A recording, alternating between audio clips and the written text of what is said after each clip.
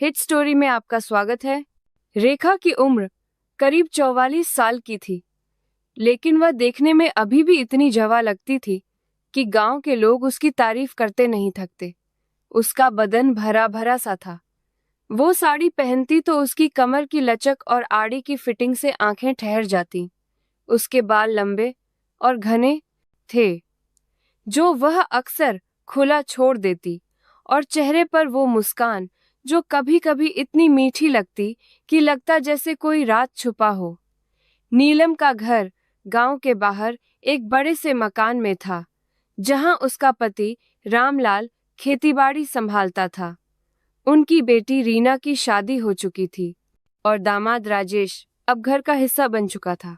रीना शहर में नौकरी करती थी, इसलिए वो और राजेश दोनों ही घर पर रहते, लेकिन रीना अक्सर ऑफिस के काम से बाहर रहती। घर में बस रेखा, रामलाल, राजेश ही रहते थे। राजेश के घर में वह अकेला ही था, इसीलिए वह अब ससुराल में ही घर जमाई बन के रहता था। राजेश के पास भी अच्छी जमीन थी, लेकिन वह अपनी जमीन ठेके पर देके यहाँ ससुराल में रहता था। राजेश एक साधारण सा लड़का था, उम्र 28 साल, लेकिन उसकी आंखों में एक चमक थी जो रेखा को कभी कभी अजीब लगती। वो घर में मदद करता, खेतों में रामलाल के साथ जाता, लेकिन शाम को जब सब बैठकर बातें करते तो राजेश की नजरें अपनी सास नीलम पर ठहर जाती। रेखा को पता था कि उसका दामाद उसे देखता है, लेकिन वो इसे अनदेखा करती, क्योंकि घर परिवार में ऐसी बातें होती रहती हैं। एक दिन की बात है। सुबह सुबह नीलम रसोई में चाय बना रही थी।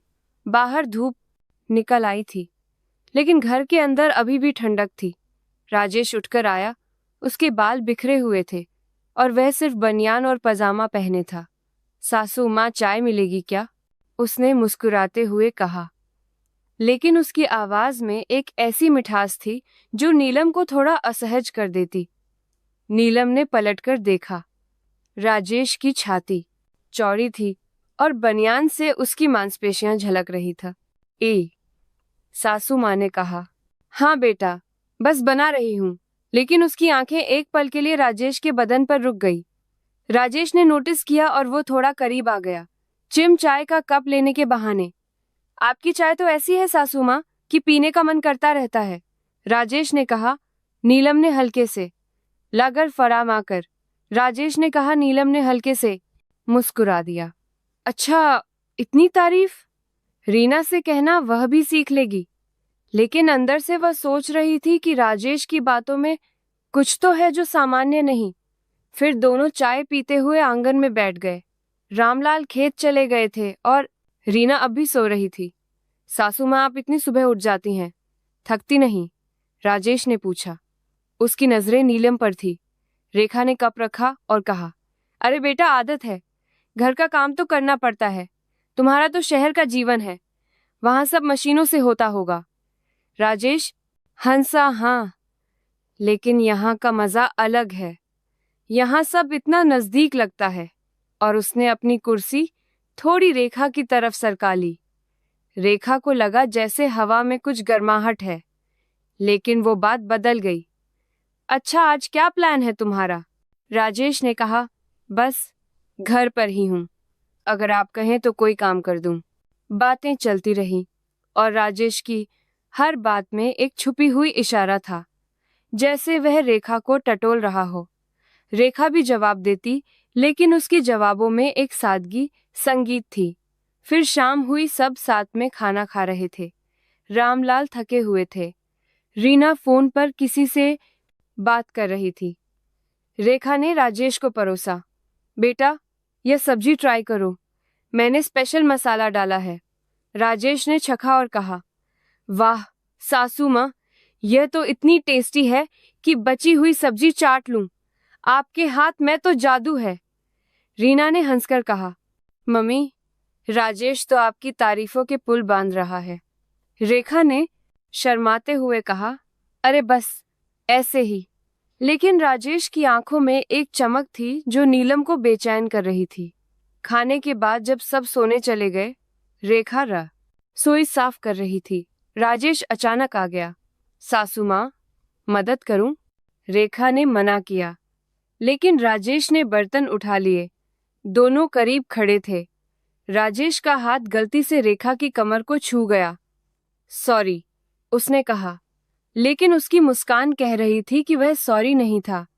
रेखा ने कुछ नहीं कहा, लेकिन दिल में एक सवाल उठा कि यह लड़का क्या चाहता है। अगले दिन सुबह रेखा बगीचे में पानी दे रही थी। राजेश बाहर आया। जिम से आया था वो। पसीने से तर, सासू माँ, यह फूल कितने सुंदर हैं, बिल्कुल आपकी तरह, उसने कहा। रेखा ने हंस दिया। तुम भी ना बस तारीफ करते रहते हो। लेकिन राजेश ने करीब आकर एक फूल तोड़ा और रेखा के बालों में लगा दिया। देखिए आयशा, अब और सुंदर लग रही हैं। रेखा का दिल धड़का, लेकिन वह पीछे हट गई। अरे बेटा, यह क्या? राजेश ने कहा। बस ऐसे ही परिवार में तो प्यार होता है ना। बातें फिर चलती रही। फिर रीना काम पर चली गई। रामलाल बाहर थे। घर में सिर्फ रेखा और राजेश। राजेश ने कहा, सासू माँ, आपका कोई राज है क्या? आप इतनी खूबसूरत होकर भी इतनी सादगी से रहती हो। रेखा ने कहा, आहिया राज क्या, बस जीवन है। लेकिन राजेश की बातों से लग रहा था जैसे वह कुछ और जानना चाहता हो। फिर दिन बीतते गए और राजेश की हरकतें बढ़ती गईं। एक शाम रेखा छत पर कपड़े सुखा रही थी। राजेश ऊपर आया। सासू माँ, हवा कितनी अच्छी है ना, उसने कहा और रेखा के पास खड़ा हो गया। हवा से रेखा की साड़ी उड़ रही थी और राजेश की नजरें उस पर थी। आपकी यह साड़ी कितनी सॉफ्ट लगती है, उसने कहा और हाथ बढ़ाकर छूने की कोशिश की। रेखा ने हाथ हटा लिया। राजेश, क्या कर रहे हो? संगीत। लेकिन राजेश ने मुस्कुराकर कहा, बस देख रहा था, मटेरियल अच्छा है। रेखा को गुस्सा आया, लेकिन वो चुप रही, क्योंकि परिवार टूट ना जाए। रात को रामलाल से बात की, लेकिन कुछ नहीं कहा। अगले दिन राजेश ने फिर कोशिश की। वो रसोई में आया। रेखा रोटी बेल रही थी। सासू माँ, मुझे सिखाओ ना रोटी बनाना, उसने कहा और पीछे से खड़ा हो गया। लेकिन वो बोली, बेटा रीना से सीखो। राजेश ने कान में फुसफुसाया, लेकिन मुझे तो आपसे सीखना है। लेकिन रेखा ने उसे धक्का देकर हटा दिया। फिर एक दिन घर में एक छोटी सी पार्टी थी। रिश्तेदार आए थे। सब हंस खेल रहे थे। रेखा ने अच्छे से सजकर खुद को तैयार किया। उसकी साड़ी चमक रही थी। राजेश की आंखें उस पर टिकी। पार्टी में डांस हुआ, गाने बजे। राजेश ने रेखा को डांस के लिए कहा, सासू माँ, एक डांस हो जाए। रेखा ने मना किया, लेकिन सबने जोर दिया। डांस में राजेश करीब आया।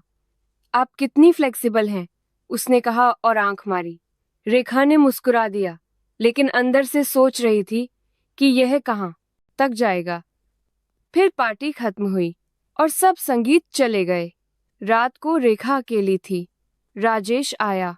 सासू माँ, आज आप कमाल लग रही थी, रेखा ने कहा। बस अब सो जाओ, राजेश ने गुड नाइट कहा और चला गया, जैसे वो नाराज हो गया हो। फिर दिनों दिन बातें बढ़ती गईं। राजेश अब खुलकर तारीफ करता। सासू माँ, आपकी स्किन इतनी स्मूथ है, क्या राज है? रेखा कहती, बस नेचुरल। फिर समय बीतता गया और घर की दिनचर्या में राजेश की मौजूदगी अब एक आदत सी बन गई थी। रेखा अब सतर्क तो रहती, लेकिन राजेश की बातों में वह डूबने लगी थी, जैसे कोई पुरानी यादें ताजा हो रही हो। एक सुबह की बात है। रेखा घर के आंगन में झाड़ू लगा रही थी। धूल उड़ रही थी और सूरज की किरणें उसके चेहरे पर पड़ रही थी, जिससे उसकी त्वचा चमक रही थी। राजेश बाहर आया। वो अभी अभी नहाकर आया था। उसके बाल गीले थे और टॉवेल कंधे पर रखा था। सासू माँ, आप इतनी मेहनत क्यों करती हो? मुझे करने दो ना, उसने कहा और झाड़ू लेने के बहाने नीलम के करीब आ गया। उसका टॉवेल गिर गया और वह झुक कर उठाने लगा। अरे बेटा, मैं कर लूंगी, रेखा ने कहा, लेकिन राजेश ने झाड़ू पकड़ लिया। दोनों के हाथ छूकर लगा। और राजेश ने थोड़ी देर पकड़े रखा। फिर वह बोला, आपके हाथ कितने नरम हैं सासू माँ, जैसे रेशम। उसने नतपाली तब बताया सर रे रेशम, उसने मुस्कुराते हुए कहा। नीलम ने हाथ छुड़ाया, लेकिन दिल में एक हलचल हुई। लेकिन रेखा ने बात बदल दी। अच्छा, आज नाश्ता क्या बनाऊं? राजेश ने कहा। जो भी आप बनाओ वह तो स्वादिष्ट होता ही है। फिर नाश्ता बनाते वक्त रसोई में दोनों थे। रामलाल बाहर चले गए थे। रीना अभी सो रही थी, क्योंकि उसकी तबीयत थोड़ी खराब थी प्रेगनेंसी की वजह से। राजेश ने आटा गूंथा और रेखा रोटियां बेल रही थी।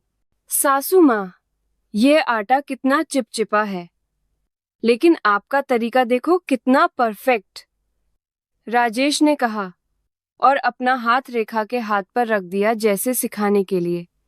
लेकिन वो बोली, बेटा तुम भी सीख लो रीना के लिए।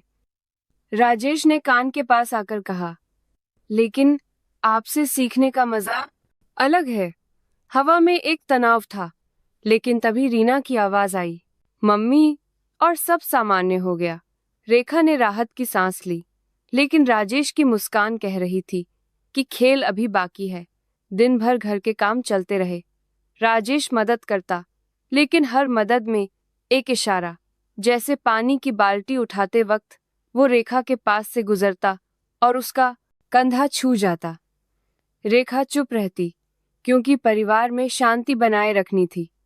फिर शाम को सब साथ बैठे चाय पी रहे थे। रीना ने कहा, पापा, आज राजेश ने कितनी मदद की मम्मी की। रामलाल ने हंसकर कहा, हाँ, अच्छा दामाद है हमारा।